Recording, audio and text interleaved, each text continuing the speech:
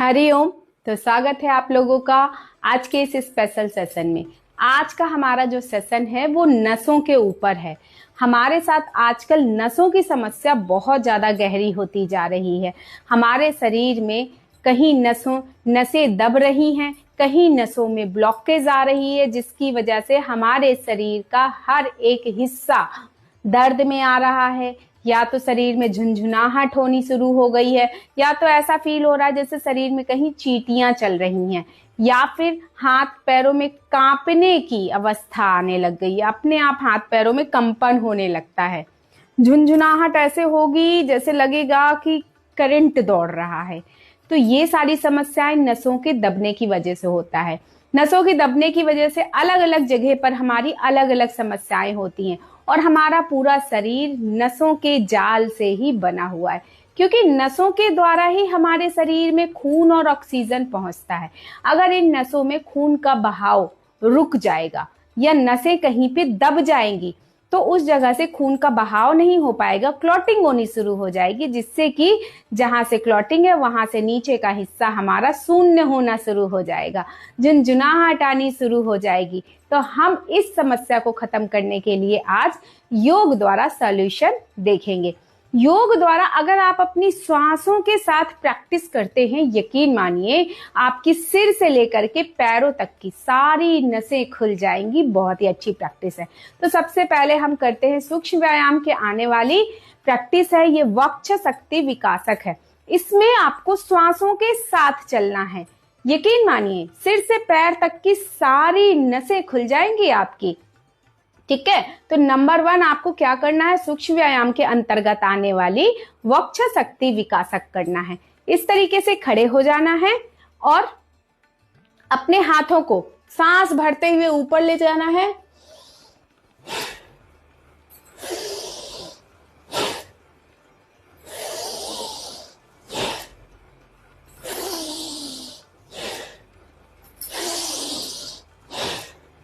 ये हो गई नंबर 1 प्रैक्टिस। नंबर 2 प्रैक्टिस हाथों को सामने लाते हुए करना है।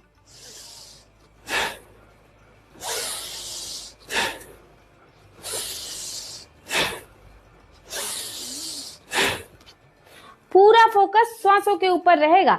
जब आप श्वासों के साथ फोर्सफुली इस प्रैक्टिस को करते हैं तो आपके शरीर में कहीं भी नस चाहे दब रही हो, नसों में चाहे क्लॉटेज आ गया हो, चाहे वो कोलेस्ट्रॉल की वजह से हो या फिर वो किसी भी रीजन से हो, वो सारी नसें सिर से पैर तक की खुलने लग जाएंगी। क्योंकि अगर आपकी गर्दन की नसें अटकी तो आपको सर्वाइकल होने लग जाएगा, और ज्यादा ये गहरी हुई समस्या तो डिस्क की समस्या होने लग जाएगी। आपकी कमर की नसें दबना शुरू हुई तो आपको साइटिका की समस्या होनी शुरू हो जाएगी। गर्दन की नसों के दबने से आपका अपर बॉडी, जितना भी बॉडी है वो झुंझुनाहट से भरने लगेगा, कंपन होने लग जाएगी, धीरे धीरे शून्यता आने लग जाएगी। तो हमें हेड टू टोज यानी सिर से पैर तक की नसों को आज खोलना है। देन तीसरी प्रैक्टिस है जो वक्ष शक्ति विकासक के साथ इस तरीके से मैं साइड मूवमेंट में दिखा देती हूँ ताकि आप लोगों को सारी चीजें पॉइंट टू पॉइंट समझ में आए। इस तरीके से सांस भरते हुए हाथों को ऊपर लेके जाएंगे, नीचे सांस छोड़ते हुए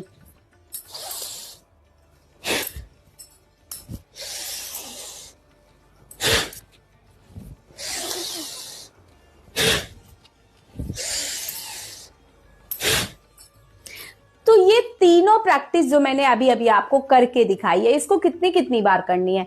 हर एक प्रैक्टिस को कम से कम 20-20 काउंट में करना है। याद रखिएगा, जितनी काउंटिंग बोलूंगी उतनी आपको करना है, तब जाकर के आपको पूरा पूरा बेनिफिट मिलेगा। इसके बाद हम चलते हैं अगली प्रैक्टिस की तरफ। अगली प्रैक्टिस के लिए हम ताड़ासना करेंगे। ताड़ासना में हमारे पूरी हेड टू टोज की बॉडी खिंचती है, और खिंचने के साथ साथ हमारी जितनी भी नसें नाड़ियां हैं कहीं भी दब रही हैं, या कहीं भी उनमें तनाव आ रहा है, या कहीं भी उनमें ब्लड सर्कुलेशन रुक रहा है, वो सारी समस्याएं क्लियर हो जाएंगी। तो इस तरीके से फिंगर्स इंटरलॉक करेंगे, देन पैरों से पूरी तरीके से ऊपर की तरफ खुद को खींचेंगे, बहुत अच्छे से खींचेंगे, देन डाउन, फिर से खींचेंगे, then down, बहुत अच्छे से पूरा शरीर खींचेंगे। यकीन मानिए बहुत पावरफुल प्रैक्टिस है।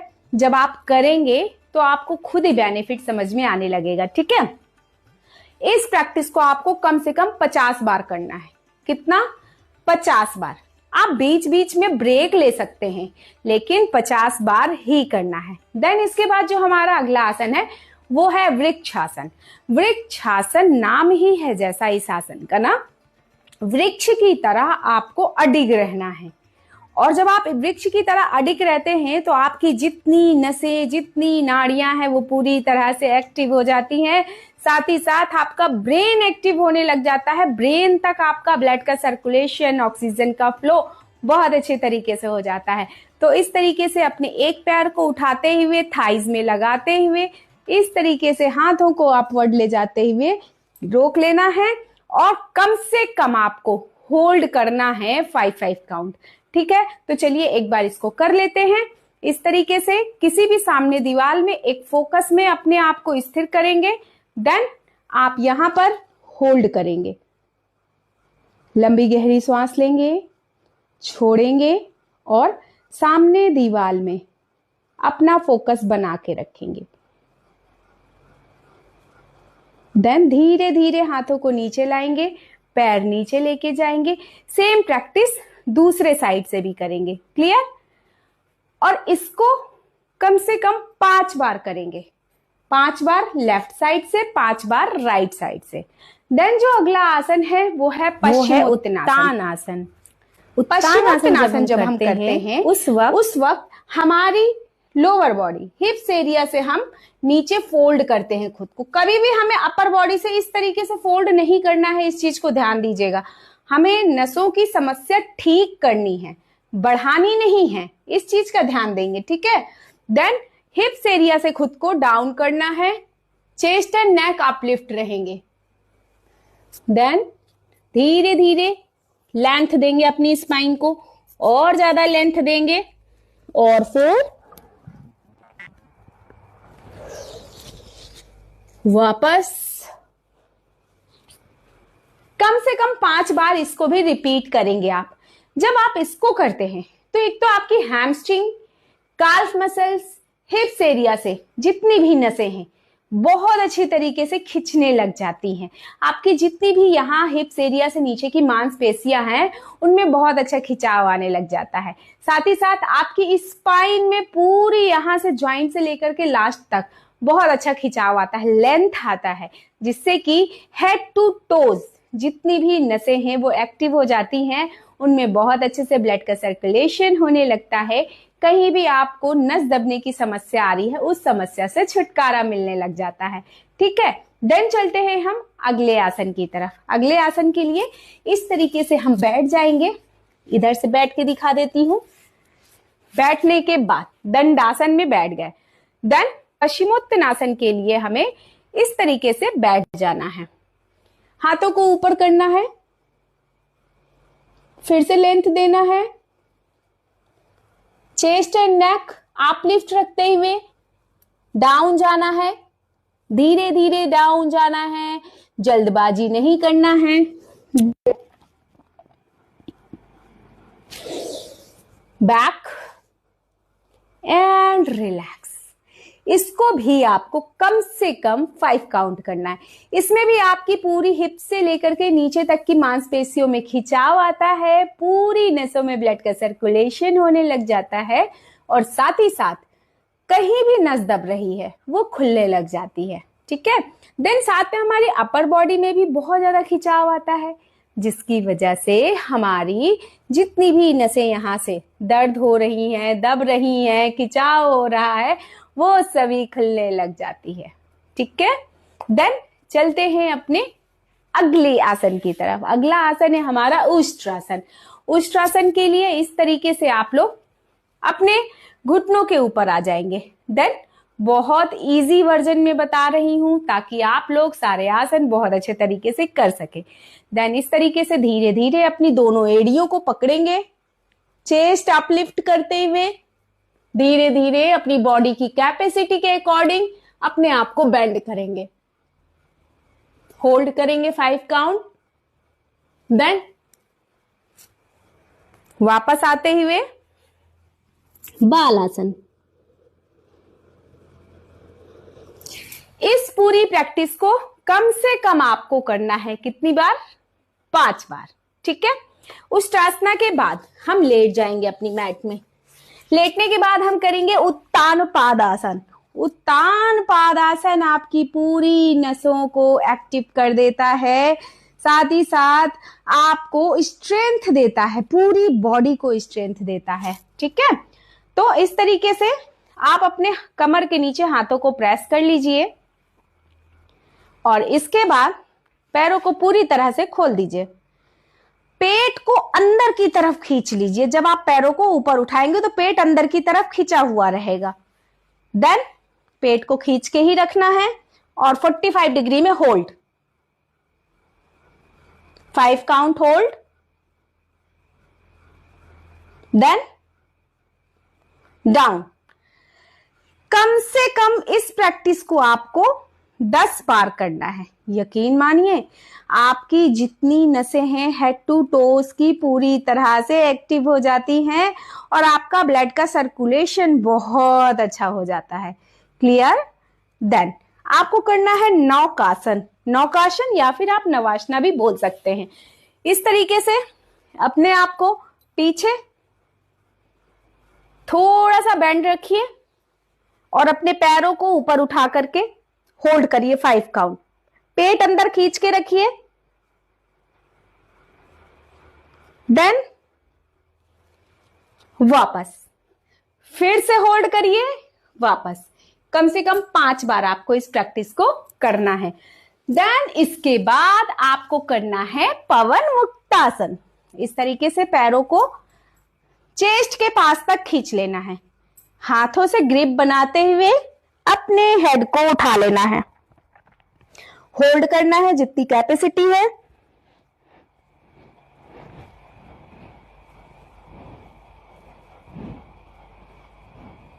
Then relax. ये आपको कम से कम 4 से 5 बार रिपीट करना है। ठीक है। एक तो इससे आपको जितनी भी गैस्ट्रिक प्रॉब्लम होगी वो खत्म हो जाएगी, एसिडिटी की प्रॉब्लम खत्म हो जाएगी। नंबर 2, आपके शरीर की जो भी ब्लॉकेज है, जो भी नस खिंच रही है या दब रही है, वो पूरी तरह से एक्टिव हो जाएगी। क्लियर? देन चलते हैं अगले आसन की तरफ। अगले आसन के लिए हम इस तरीके से भुजंग आसन में आ जाएंगे। यहां पर हाथों को चेस्ट के बाजू में प्रेस करेंगे, देन अप एंड डाउन।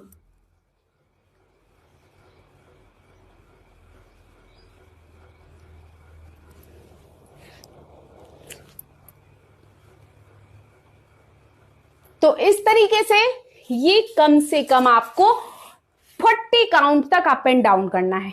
आप बीच में चाहें तो इसको करते समय रेस्ट ले सकते हैं, कम से कम 10-10 सेकंड का, लेकिन करना 40 काउंट ही है। यकीन मानिए जितनी भी प्रैक्टिस बताई है मैजिकल प्रैक्टिस है, आपको करना जरूर है अगर आपको स्वस्थ रहना है।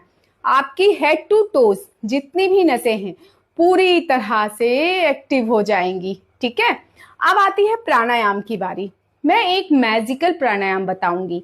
अगर आप लोगों ने एवरीडे कर लिया तो आप लोगों का जीवन सुधर जाएगा। कभी भी आपको नस की प्रॉब्लम नहीं आएगी। जो नसों में ब्लड का सर्कुलेशन रुक जाता है, नसें दबने लग जाती है, उसकी वजह से जो बॉडी में तरह तरह की बीमारियां घर करने लग जाती हैं, उन बीमारियों से हमेशा बचे रहेंगे। वो है भस्त्रिका। सबसे पहले जानना है किसको नहीं करना है।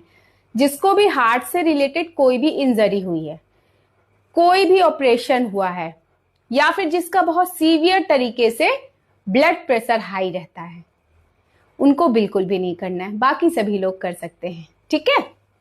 तो चलिए इसके लिए क्या करना है, हमें इस तरीके से अपने हाथों को ऊपर ले जाते हुए सांस भरनी है।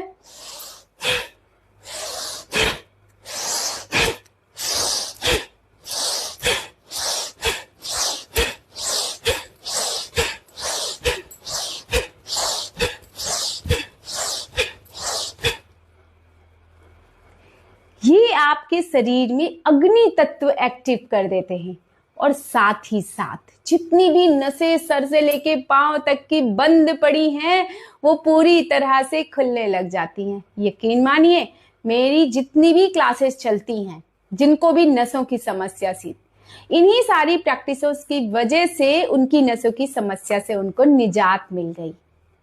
ठीक है, तो ये बहुत ही पावरफुल प्रैक्टिस है। अगर आप लोग आजमाएंगे तो आप लोगों को इसका रिजल्ट 100% मिलेगा। और इसी के साथ साथ मैं आपको एक आयुर्वेदा रामबाण उपाय बता देती हूँ। अगर आप लोग उसको भी फॉलो साथ ही साथ कर लेंगे तो आपको और भी जल्दी इस समस्या से निजात मिल जाएगी, बल्कि आपको आगे जीवन में कभी भी नसों से संबंधित समस्या नहीं आएगी। वो उपाय क्या है? अर्जुन की छाल और दालचीनी। आप अर्जुन की छाल और दालचीनी को रात में पानी में भिगोकर रख दीजिए। सुबह उठिए, उस पानी को काढ़ा बनाइए और फिर ग्रीन टी की तरह उसको पी जाइए। बहुत ही अच्छी प्रैक्टिस है, आप एक बार इसको आजमा कर देखिए, आपको अपनी नसों संबंधित समस्याओं से निजात मिल जाएगी। एक और रामबाण प्रैक्टिस है, वो है लहसुन। आप सुबह खाली पेट लहसुन को दालचीनी के साथ थोड़ा सा मिक्स करके खाली पेट पानी से निगल जाइए। एवरीडे करना शुरू कर दीजिए। नसों नाड़ियों से संबंधित आपकी सारी समस्याएं खत्म हो जाएंगी। एक और टिप्स बता देती हूँ, अदरक, तुलसी, हल्दी, अदरक तुलसी का रस में हल्दी मिक्स कर लीजिए, शहद मिक्स कर लीजिए और सुबह शाम उसको चाटिए। आपकी नसों से संबंधित जितनी समस्याएं हैं वो सारी खत्म होने लग जाएगी। एक और बता देती हूँ, चुकंदर का रस पीना शुरू कर दीजिए, नसों से संबंधित सारी समस्याएं खत्म होने लग जाएंगी। एक और बता देती हूँ, बादाम रात में भिगो करके सुबह आप छिलका उतार करके उसको खूब चबा चबा कर खाना शुरू कर दीजिए, नसों से संबंधित सारी समस्याएं खत्म हो जाएगी। और एक लास्ट आपको लेपन विधि बता देती हूँ आयुर्वेदा की। आपकी जहां से भी नस दब रही है, आपको समझ में आ जाएगा कि कहां से हमारा दर्द शुरू हो रहा है, यहाँ पे नस दब रही है। आपको रात में मेथी दाना पानी में भिगो देना है, सुबह उठ करके उसको पीसकर पेस्ट बना लेना है और उस नस दबने वाले स्थान पर लेपन कर देना है। 1 घंटा लगा रहने देना है, फिर वॉश कर देना। यकीन मानिए आपकी सारी समस्या खत्म हो जाएगी। ठीक है, तो चलिए आज का सेशन मेरा यहीं पे खत्म होता है और आप लोग इस सेशन को जरूर फॉलो कीजिएगा। आपको नसों से संबंधित सारी समस्याओं से छुटकारा मिल जाएगा। तो मिलते हैं अगले सेशन में, तब तक के लिए हरि ओम।